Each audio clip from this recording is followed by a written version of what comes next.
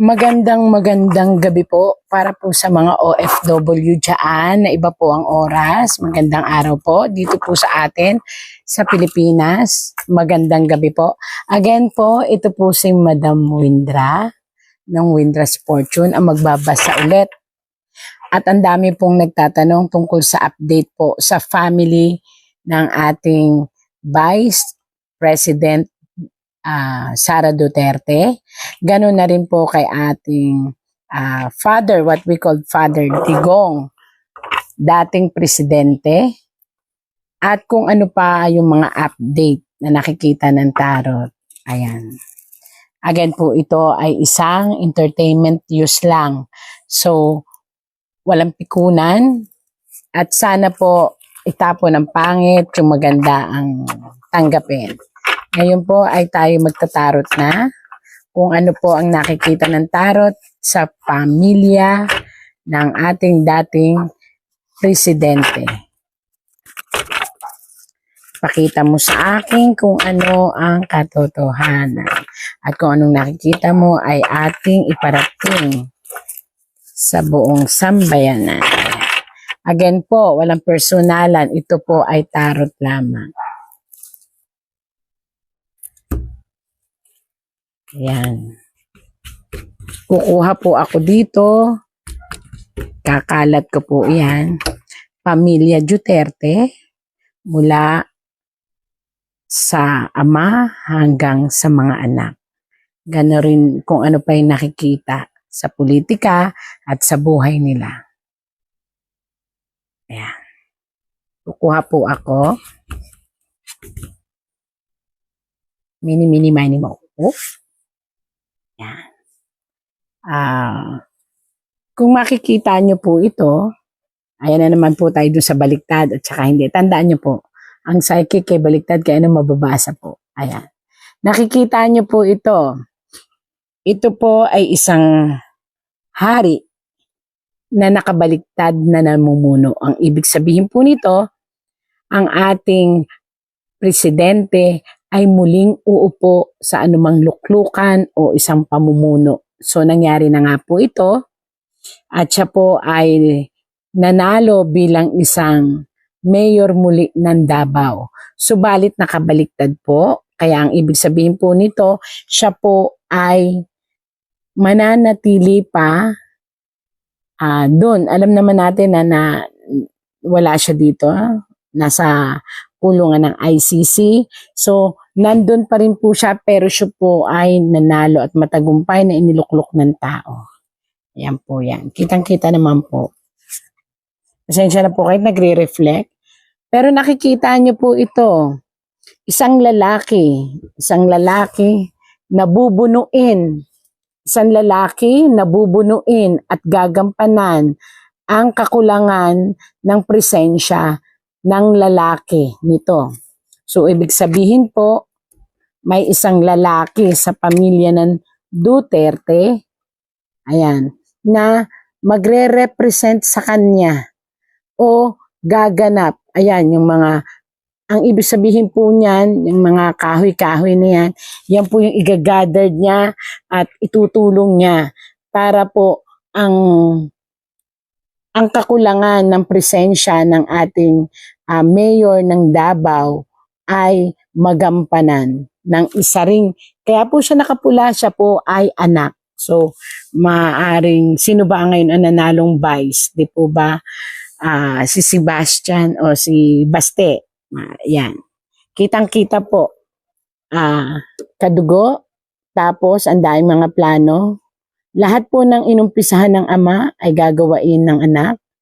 May mga bagay lang po na pagka-clarify dito na ipapakita nila pa rin ang masigasig nilang pagpupromote tungkol sa drugs on war. Yun po ang nakalagay dito. Kasi po yun talaga ang talagang main objective nila is to make peace para makilala daw ang sambayanan na isang lahat ng tao makakagala na maayos. Sayang maganda yung proklamasyon nila, maganda yung kanilang adhikain. Sana'y tanggapin ito ng ng madlang people o lalo na ng mga taga Davao kasi wala nga yung father, so yung anak ang magre-represent. Kitang-kita sa tarot. Pasensya na po at talagang nagre-reflect. Nakita nyo naman po ito. Ito ay isang babae na nakaupo, subalit nalulungkot. Ang ibig sabihin po nito, ito naman po ay ang asawa o yung sinasabing partner. Ibig sabihin po nito, ang pamilyang Duterte o ang ating si father na tawagin ay Tatay Digong, kahit na po sabihin pa natin open naman po ang kanilang buhay, kahit sabihin pa po natin na siya ay nagkaroon ng ibang pamilya at may una siyang pamilya in a Muslim way, ibig sabihin po nito, intact ang pamilya, magkakatulungan. Actually po, tutulong ang isang may edad na babae. So, maaaring ito ay mother ni Baste, na asawa ng ating dating presidente, upang magkaroon siya ng mga proyektong pangkababaihan. So, gagawa sila ng isang proyekto na talagang itutulong nila sa mga tao in the absence of her husband. Ayan, ang ganda. Ang ganda po yung nakikita ng tarot. Ako po yung nagbabasa lang ha. Yun po ay yung babaeng asawa. So, mother ni Baste or ano. Wow. Ano ito? Ito'y hubot-hubad. Ibig sabihin ay mag-uumpisa ulit sa umpisa ang mga sitwasyon. Ito naman po ay senyales ng politika. Ibig sabihin po nito, talagang gaganap ang mga Duterte. Hindi para maghiganti, kung hindi para umpisahan muli ang sinimulan ng kanilang ama na pagpapaganda ng Davao. Sana no, hindi lang Davao, sana lahat. Pero syempre, it's up to the government. Ayan, maganda po, maganda ito. Hubot-hubad silang gaganap muli sa Davao upang umpisahan ang sinimulan ng ama. At ang masakit nito, medyo matatagalan talaga po ang nakita ko dito sa tarot kaya hubot-hubad. Matatagalan po talaga sigurong magkaroon ng present ulit ang ating mayor. So, hopefully na makalabas naman siya. Ayan. Para yung hubot-hubad ay biglang hindi naman maging parang napakahirap para sa mga beginner ulit kasi iba pa rin yung the father. Wow. Nakita niyo po ba itong fight? Ito po ay si tatay. Mismong ang ating dating presidente po ay lalaban mula sa kanyang kalusugan dahil po ang kanyang dugo ay talagang hindi maganda, ang up and down ng kanyang diabetic, and hopefully gumaling siya, pero I rather na mas safe muna siya sa ICC or safe muna siya doon. Yun po ang masasabi ko na sinabi ng tarot. Mas maganda po na mas safe muna siya doon, although mas kung tutuusin, mas maganda na siya ay makabalik na. Ayan po, mas maganda na siya ay makabalik na para magampanan niya ang kanyang pagiging mayor. Pero ang sabi po dito, again and again, tarot lang po ito. Mas safe siya po na nandoon sa ICC sa isang kulungan o sa isang kwarto kasi doon safe ang buhay niya. So ang ibig sabihin, may isang panganib na darating sa buhay niya na maaaring maglikha na naman ng kaguluhan dahil sa mga protesta at sa proteksyon na gagawain ng sambayanan. So, kinakailangan po na dun muna siya para hindi siya masaktan or walang mangyari sa kanyang pangit. Yan po di ko po alam bakit lumabas po yan. Tagabasa lang po ako ng tarot. Uy, totoo daw. Yan ho ang lingwahe ko ng mabuti. Nakita nyo po, isang nagre-reflect talaga. Nakita niyo po yan? Isang parang priest tapos may dalawang lalaki. Ayan, may dalawang lalaki. Pasensya na po ito ang ginamit ko kasi ito yung parang feel ko ang energy kahit gabi. Yung dalawang lalaki pong ito ay dalawang matalik na kaibigan ng ating dating presidente ang gagawa ng paraan. Ito po ay matataas. Ito ay matataas na tao. Gagawa sila ng paraan para matulungan po ang ating Tatay Digong na makalaya at makaalis ng ICC o maibigay sa kanya ang justice. Dalawang lalaki na matataas.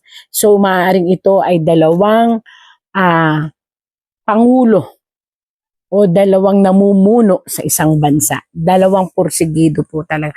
Although yung 7 po yung nakita ko before pero yung 2 porsigido. Hindi ko alam sino yan pero matataas po yan. As in super tataas nila.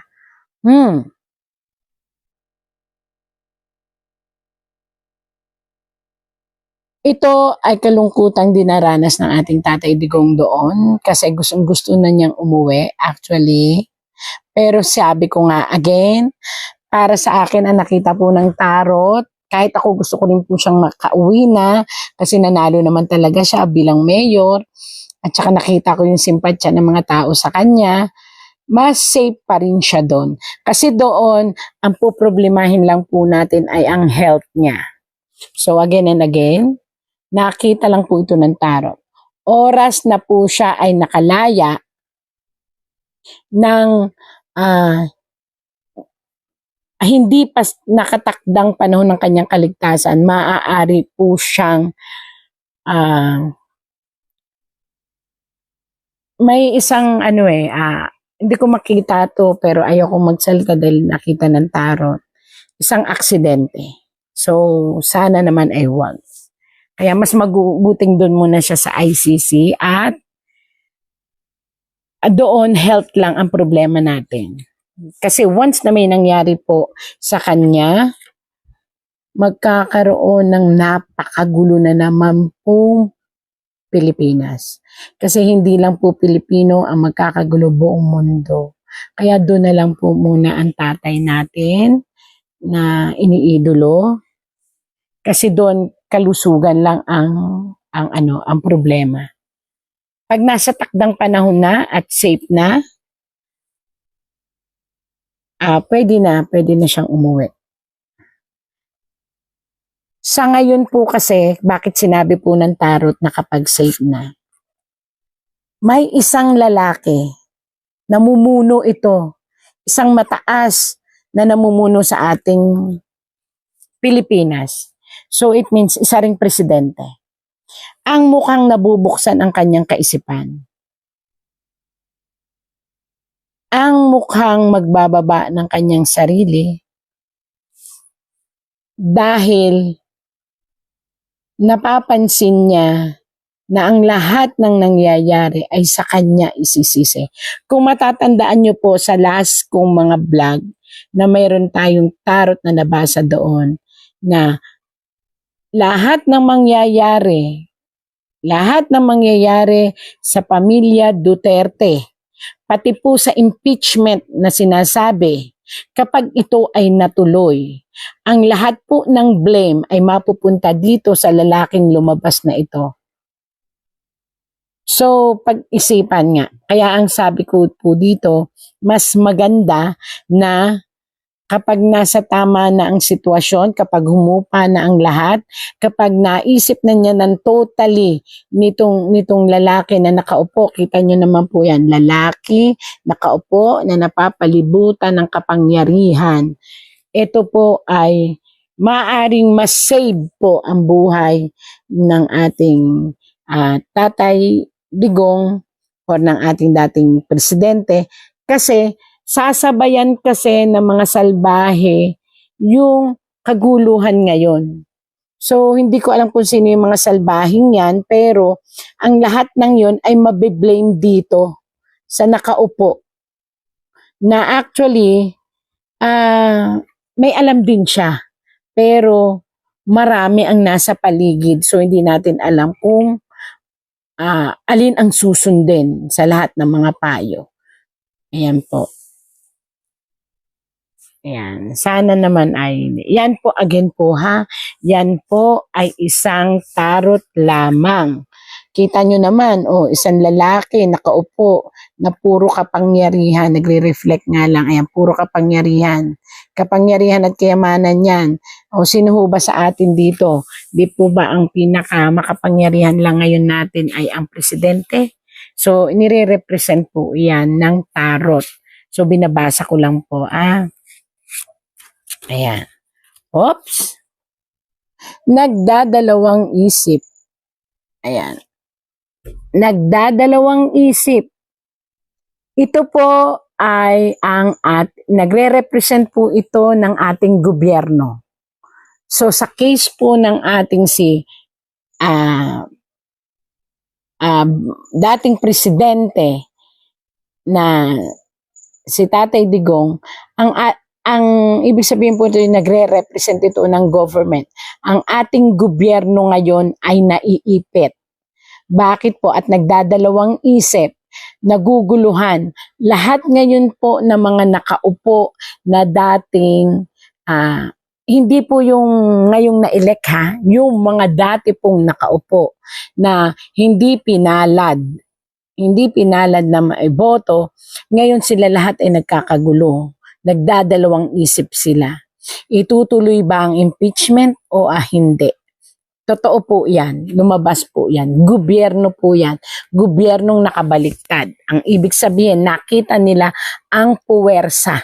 Nakita nila ang kapangyarihan ng pagkakaisa ng mga tao na nagmamahal sa dating presidente, na ipinasa ang pagmamahal sa mga tao sa anak naman niya na babae na si Vice President Sara Duterte, na ngayon ay maraming impeachment na gustong ibato sa kanya. Kung matatandaan nyo rin po yung vlog ko dati na nakalagay doon na may 3 o 4 na impeachment na gustong ibato sa kanya, pero may isang natatago dun sa higaan ng babae. May babaeng nakahiga tapos may isang espada. Ang ibig sabihin po noon, kaya sinabihan ko noon na wag ituloy ang impeachment. Or sana mapag-aralan ng mga tao na nagdidikta doon sa ating gobyerno na ituloy ang impeachment. Kasi po yung espadang yon ay napakatatag. Yung espada pong yon ay maaaring maging kalasag na natatago para po lahat ng nagtatag ng impeachment ay mabuwag sa politika. O kung politiko man sila ay hindi paniwalaan ng tao at sila po ay hindi iboto. At nangyari nga po, di po ba? Ang ibinoto nila po ay ang lahat ng side ng ating mga ka-Duterte. Pasensyahan nyo na po ako sa aking pagsalita. Kaya po ikinukwento ko po sa inyo kasi ini-interpret ko po at buhay po ang tarot natin. Sinasabi po niya sa isipan ko, sinasabi po niya kung ano ang kahihinatnan once na itinuloy po ang impeachment. So pag-isipan again. Kasi po, ito po ay pagdadalawang isip ng gobyerno sa isang kaso of impeachment. Paano nangyaring impeachment? Kung makikita nyo po dito, nakataas ang isang paa at may barko. So, sailor at yung star, ang ibig sabihin po ay politika, maningning. At ang ibig sabihin po noong juggle, nagdadalawang isip, ibig sabihin po noon ay magulong impeachment. So, para po sa naglatag ng impeachment, ito po, pakinggan nyo po ito. Kung ako po sa inyo, ihinto na ang impeachment. Ayun po ay sabi ng tarot